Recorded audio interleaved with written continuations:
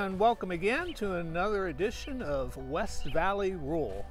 You know, when people move into Arizona, especially in the desert areas, southern parts of the state, if they're coming especially from back east or, an area that gets a lot more rainfall, they immediately start thinking, oh, shit, Arizona, it just doesn't get enough rain. It just doesn't get enough rain. Well, that's true in some years, but in most years, we actually do get enough rain. It's what happens to that rain that most people either ignore or ill-prepared for or just don't recognize. I've done a video already on runoff, and I do talk about that. A lot of times just the water is ineffective. Okay, when the rain, you can pray all day long for rain, but if you've created situations where that rain is ineffective, well, what good is your prayer for rain? Okay, a lot of people, they move into an area, and especially a rural area, and they just create situations where that rain is not going to do them any good. In fact, they've created situations where it's not just any good, you're harming your retention. So you're put in a situation where even it's less than effective, not just less effective, it's less than effective. So I'm going to be talking about that, and we're going to do a little demonstration of that. We got some rain predicted coming in here in a couple days, and I'm going to set up a plot, and we're going to see essentially different ways or how that rain could be effective or isn't effective at all, and let's get started on that.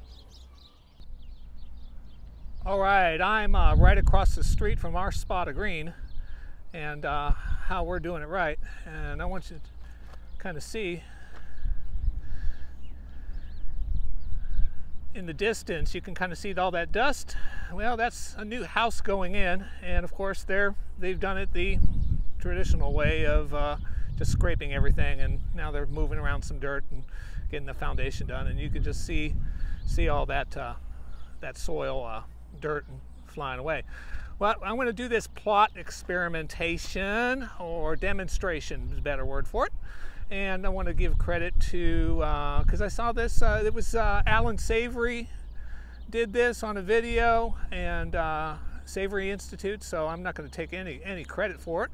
I'm going to adjust it a little bit for this area, just to kind of demonstrate it. We're supposed to get some rain, and hopefully we do, and then it'll be a good demonstration of what happens on the desert soils, especially in this area, when we do get rain and when it's been treated differently. I'm going to do four plots, and segregate it out to the different ways to treat the soil. Okay, and so I'm going to get on that. Okay, I set up four different plots. Okay, kind of looks like three, but it's actually four. This area, untouched desert, still has its crust. This area, essentially, I've broken the crust, stirred it up to just dust. Essentially, this is what this plot here, these two plots are typically what you're going to see. This is what people do. They take bare desert, they stir it up. Okay, now, this plot here, I just laid organic material from my goat's pens. I just put that over the regular desert. I have not stirred it in at all. It's just organic materials just spread on top of the crusted dirt. Okay, this area is what I try to do on my place with the chickens. Essentially, they stir up, they break that soil, they break that crust, and I'm continuously adding organic material for them to stir into the soil. Okay, so stirred up, broken crust and stirred up soil, crusted dirt that just has organic material, broken crust and no organic material, and then essentially what they would call virgin desert. Okay, which I think is a misnomer, but we're gonna see. Hopefully we get some rain as predicted in a couple days. If not, we'll probably compensate in another way and maybe put some water on these plots artificially. But I'm really hoping we get a real demonstration with some rain and see how each of these works. And maybe you'll be better informed on how to treat your soil in this kind of area. All right, this is 2 days after we had about a half inch of rain, steady rain that happened over, almost an entire day. I gave it 2 days, and let's go see what our moisture is. Did it retain it? All right, this is the untouched plant.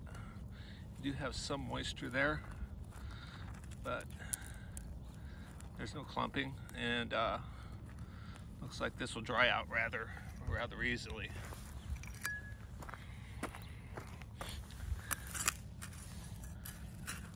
Stirred up one. Same. I think it probably penetrated a little bit deeper than the one with the unbroken crust. So I think you got, again, you're looking for color and you're looking for clumping.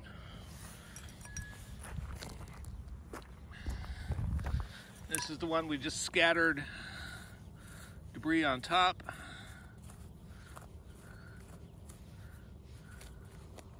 There's moisture in some moisture I can feel in the debris there.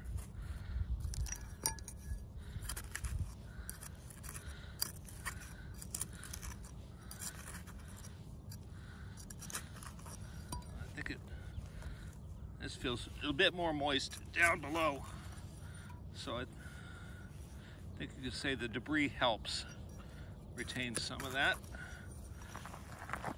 This is the one where we stirred up and stirred debris into it. This is what would happen since you scatter debris over it, like in a chicken area where the chickens were scratching it down. That's how I have that.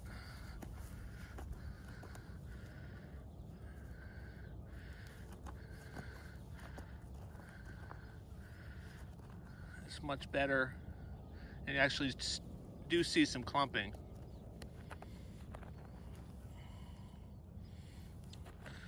Much better penetration. It does seem to be holding the moisture better. That's what you want to see right there.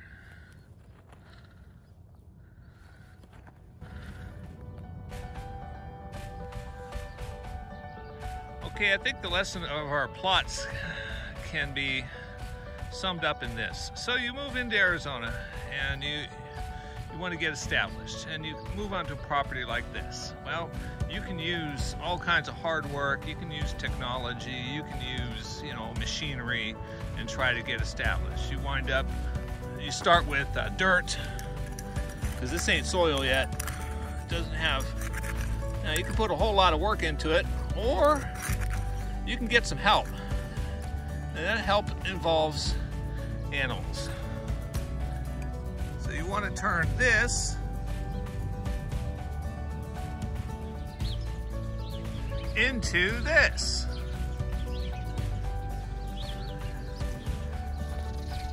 You're gonna need some help. Again, you can do all kinds of work and be fighting nature, or you can use nature. What we had across the street is what, again, I call dirt. Now this is soil. That's been, look at the moisture. Look how easy it is to dig. It doesn't take any effort to go almost a foot down. And you see roots down there. Soil that clumps. It's easily workable. Where's the rocks? Oh, they're long gone. Look at that. This is soil. This is what you want to create. And there's my helpers right over there, taking a break from all the work that they do for me that I do not have to do. So put your animals to work for you rather than against you, and it'll save you a whole lot of work, and you'll be much more productive. And you'll turn your dirt into soil, and it'll retain moisture, and your yard over time will look fabulous and not have as much work.